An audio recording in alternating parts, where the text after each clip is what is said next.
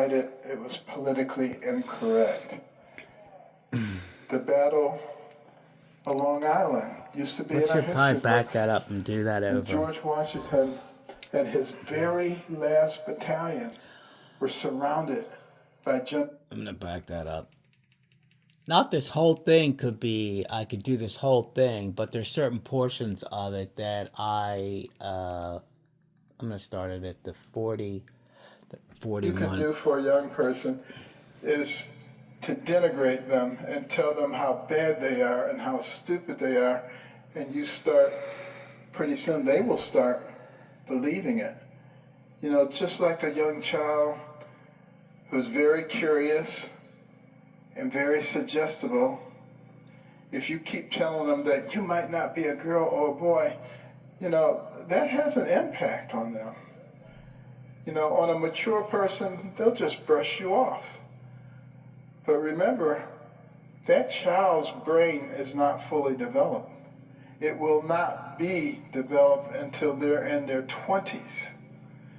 So that's why they have parents. That's why they have guardians. That's why they have people to shield them from those who have other motives. And I will be talking about some of that tomorrow.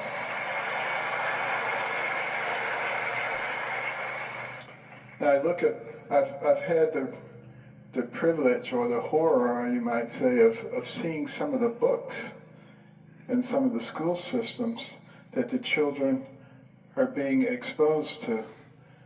In the preschool, they have this book about worms and how these worms, as they mature, can be either male or female. What do you think they're trying to prepare those kids for? And in the middle schools and the elementary schools, I've seen some of those books recently where they are demonstrating graphically sexual positions for people and teaching this to children. I mean, what would be the purpose of doing something like that? And there are people who want to pervert the conscience of our young people. And some people think this is of recent origin. Tomorrow we're going to talk a little bit about where it actually came from. And it's been decades in the coming. But our children are being exposed to that, and the only way to combat it is either to get them out of that environment or to make sure that we are giving them a solid foundation, a solid Christian foundation at home, which will allow them to fight back.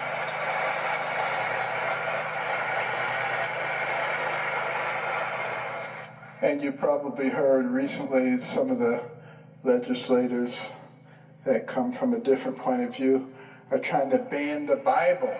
So you can't have the Bibles in the reading rooms or in the libraries because there's violence and sex in the Bible. Doesn't that sound like Satan? I mean, that is very, very problematic. And one of the reasons that we were able to excel as a nation is because of our faith, because we integrated that into who we are. They're always using the excuse that violates separation of church and state. But there's nothing about separation of church and state in the Constitution. And, you know, our faith teaches us how to react with each other. It teaches us a relationship with the creator of our universe. What an incredible advantage it has been for us as a nation to be people of faith. And as we move away from that faith, we are descending just as rapidly as we ascended. And we have to recognize that. We have to recognize that our faith and our families are under attack. And we have to fight back. We cannot be passive if our country is to survive. You know, some of the things that we used to teach our children have been removed from our history books. But the story of George Washington, Bulletproof Washington, a lot of people today don't even know that story. It was very common early on. George Washington was a courier for General Braddock in the French and Indian War. All the couriers were killed. They were shot. Their horses were shot. Except for Washington, his horse was shot out from under him. He had 4 bullet holes in his coat. He had bullet fragments in his hair, but he had no wounds. Everybody used to know that story. And some years later, when George Washington was back in that area, one of the Indian chiefs, who was very elderly by that time, heard that Washington was coming and he had people to carry him to where Washington was.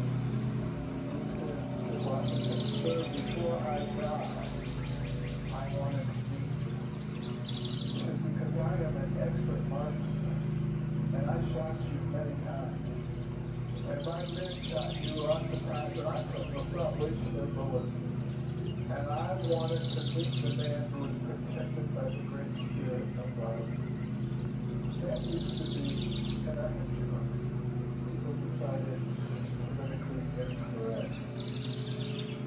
The Battle of Long Island used to be in our history books. And George Washington and his very last battalion were surrounded by General Howe and the naval blockade. They were completely silent. They were about to be wiped up.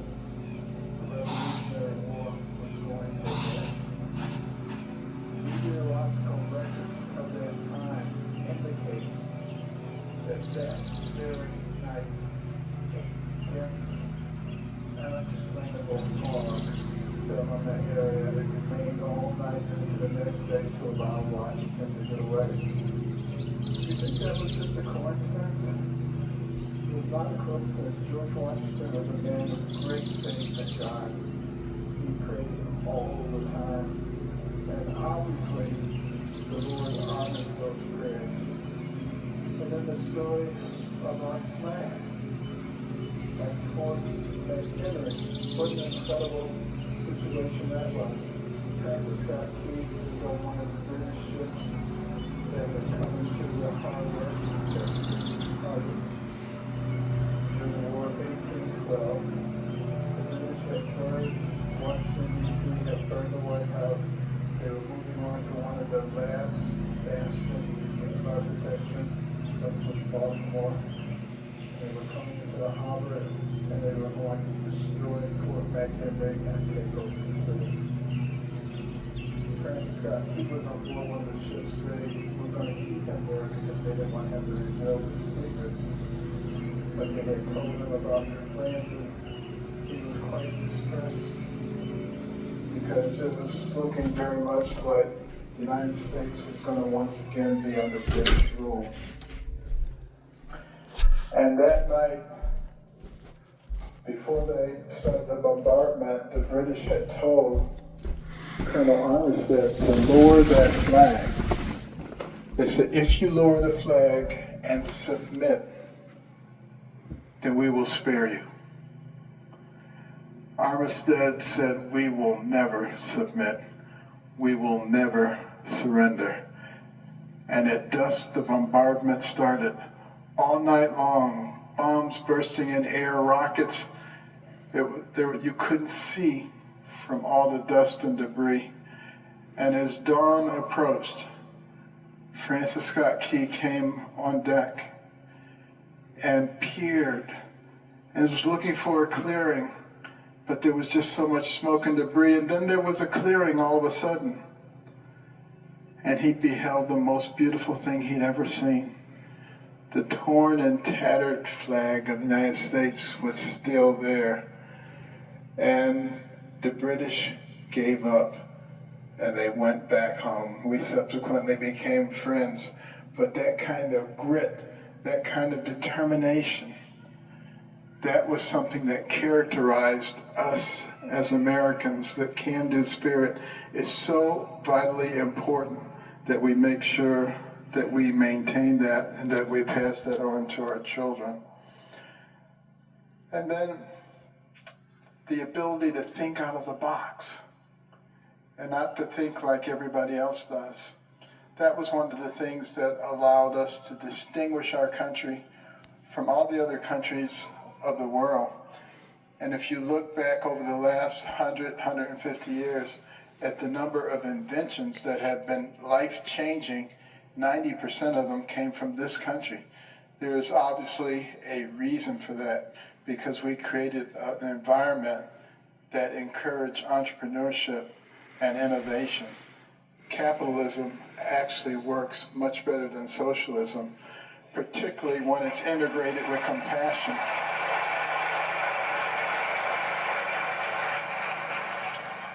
But we have to be bold about teaching that. And, when you think about innovative way to do things, I had a lot of jobs growing up.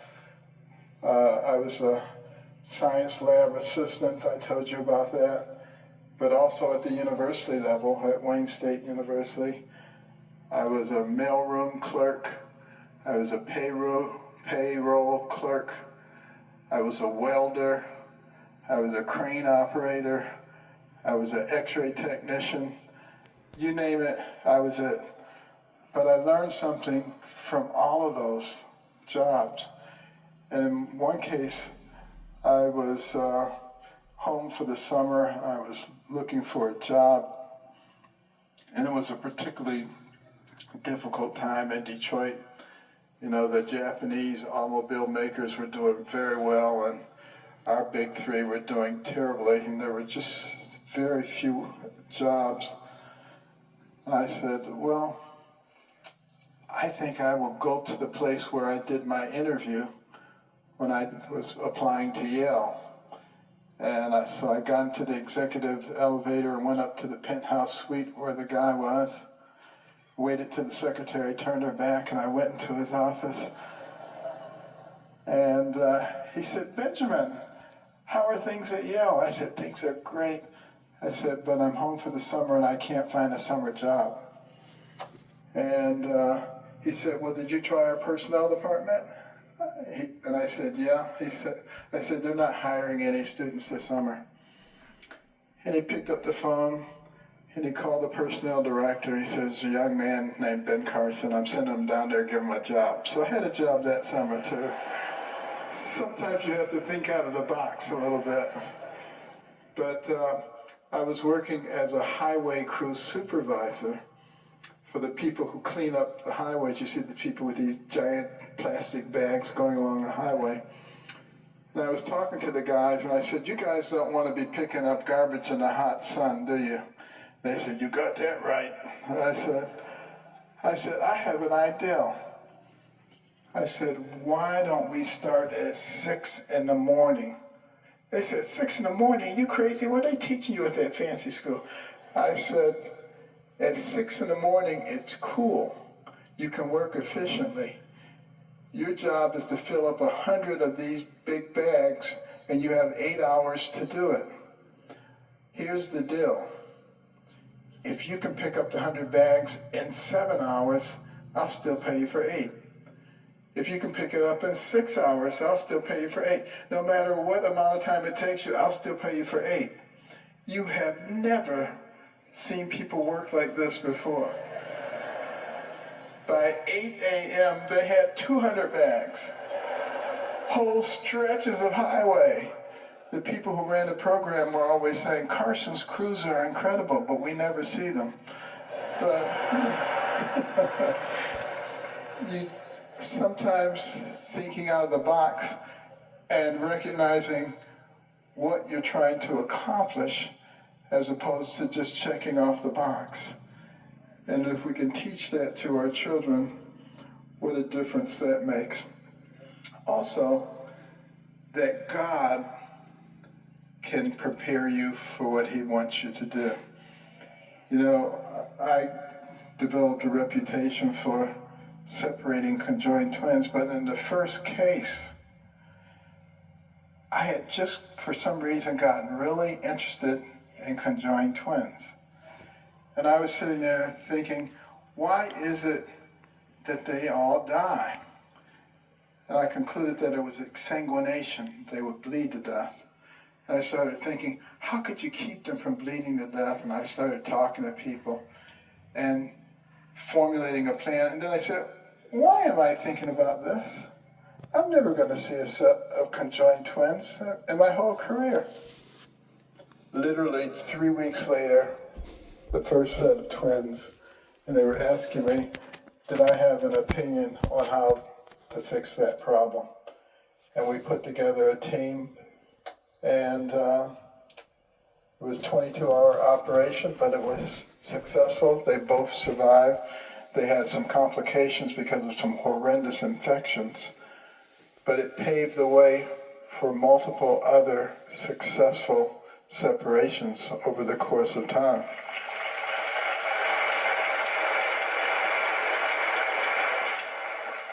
And then, thinking out of the box, one of the obstetricians came to me and he said, Ben, I have this woman, she's pregnant with twins. And one of them has a severe case of hydrocephalus. The head was growing so rapidly, it was threatening to put her into early labor, and the babies would be delivered before their lungs could survive outside of the womb. And he said, is there something that you can do for that hydrocephalic baby so that the normal baby can be delivered okay? 3 weeks before that, there had been an article in the New England Journal of Medicine talking about intrauterine surgery and how it's a lofty aspiration, but that we weren't ready to do it yet. And yet, those twins were going to die if we didn't do something. And I prayed for wisdom, and I knew of a pediatric neurosurgeon who was doing some experimental work in Philadelphia on intrauterine surgery. So I contacted him. He said, do you think we could modify what you're doing for humans quickly? And we did. We were ready to go in a week. But then I couldn't do the operation at Hopkins because the ethics committee said that it was too dangerous, experimental, it was unethical, we just couldn't do it. So we went to one of the community hospitals that didn't have an ethics committee. And as I was watching on the screen, the ultrasound screen, as we were carrying the operation out, I could see the head of the hydrocephalic twin shrink right on the screen, come back down. And that brought us several more weeks of maturation so that the lungs were now prepared. And when the babies were delivered, it was a big national story. But then there was a firestorm of criticism. People saying, that was unethical, we shouldn't have done that. That is, until it became clear that not only was the normal baby okay, but the hydrocephalic baby was okay too. And then they were all saying, I would have done that too, you know.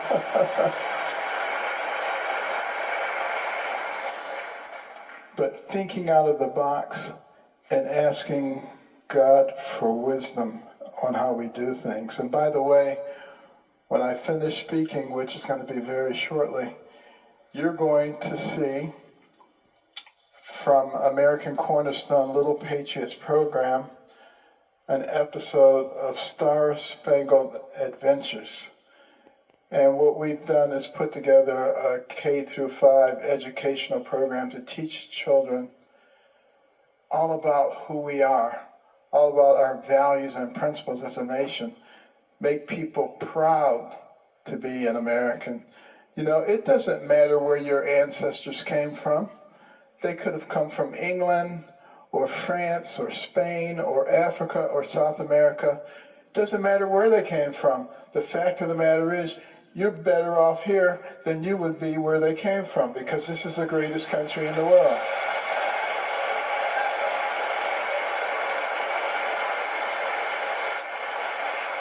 And we need to make sure that our young people understand that. So you're going to see an episode from Star Spangled Adventures, and I'll tell you a little bit more about that after it's all said and done. But I just want us to think as I close